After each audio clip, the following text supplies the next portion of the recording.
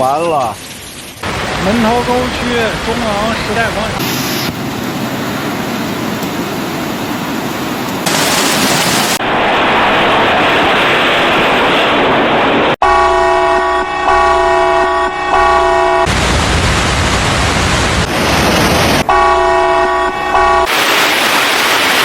Guangxi, China, September 2025.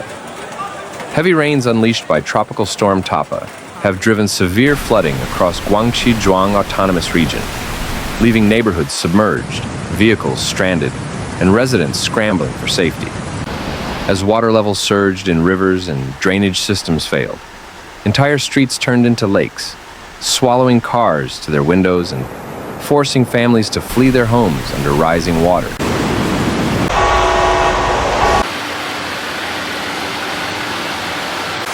In low-lying districts, homes built close to creeks and floodplains were inundated.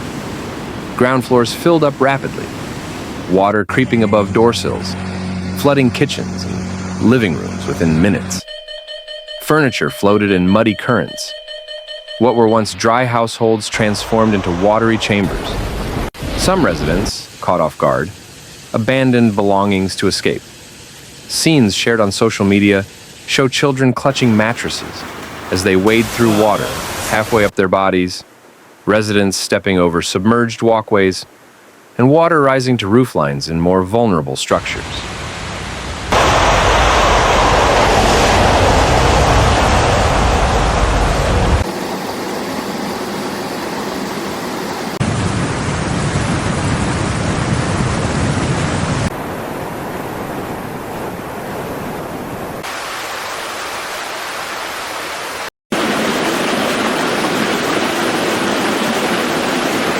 Cars, parked along curbs, fared no better.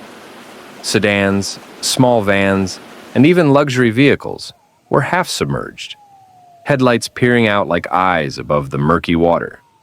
Dozens of vehicles stall, engines sputtering, interiors flooded. Some drivers attempted to escape by climbing onto rooftops. Others abandoned cars altogether. In many places, road signs, fire hydrants, and fences disappear under brown-gray floodwater, turning familiar neighborhoods into indistinguishable waterways.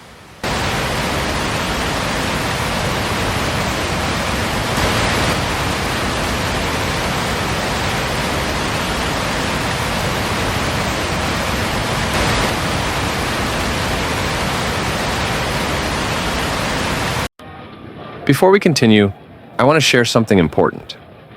As you know, the Chinese Communist Party works hard to control the information the world sees. They often downplay disasters and block the truth from reaching people outside China. That's why I spend my own time and money digging for reliable footage and fresh updates that most channels can't or won't bring you. It isn't easy, and honestly, it's expensive. If you believe the world deserves to know what's really happening, please pause for a moment, hit the like button, and drop a comment below. Your support helps this channel survive and makes sure these stories don't get buried.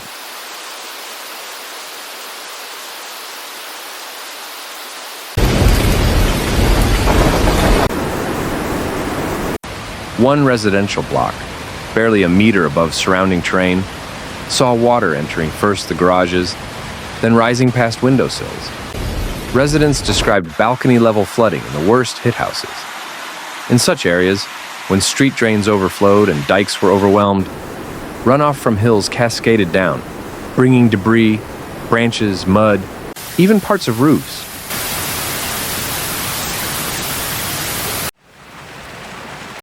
Many access roads were impassable. Cars couldn't drive through, and often rescue teams had to use boats or rafts to reach stranded people. Local authorities, anticipating heavy rainfall from Tapah, issued Level 4 flood control warnings. Emergency services were deployed: pumps, sandbags, temporary flood barriers. Yet, despite preparations, the intensity of the storm outpaced some drainage systems. Dikes meant to protect riverside homes were found to be under strain. Some eroded. Overflow occurred in medium and smaller rivers. Mountain torrents surged down slopes, hitting rural settlements with little warning. Power outages accompanied the flooding. In many submerged neighborhoods, electricity cut off due to water contact with transformers or flood-damaged lines. Streets became dark, leaving residents reliant on flashlights.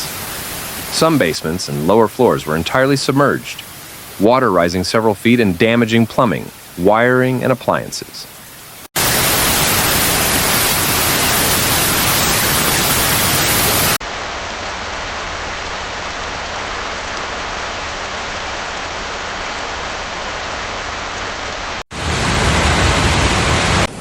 Sanitation systems overflowed, raising risk of disease. Clean water access became a concern for households surrounded by floodwater.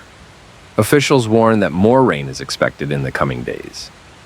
Forecasts indicate that heavy downpours will continue, with potential for further flooding, especially in regions with already saturated soil.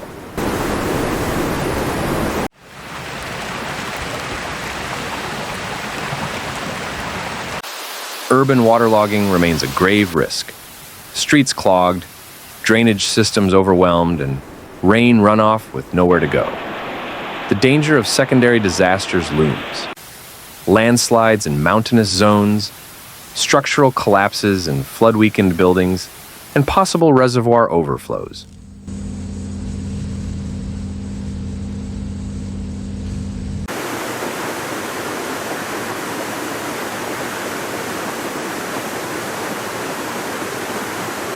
The human cost may only become clear in the coming days.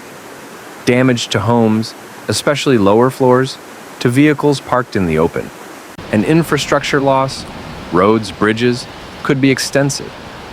Many residents will face long cleanup efforts, drying out homes, replacing ruined furniture and electrical goods, repairing water damage, and dealing with mold and health hazards. As Guangxi fights through the aftermath, there's increasing pressure on government bodies to improve flood resilience. Better drainage planning, stronger early warning systems, stricter land use in flood-prone areas, and more investment in infrastructure capable of withstanding storms like Tapah. For now, the images of submerged homes and stranded cars stand as powerful reminders. Nature's force meets costly consequences when preparation falls short.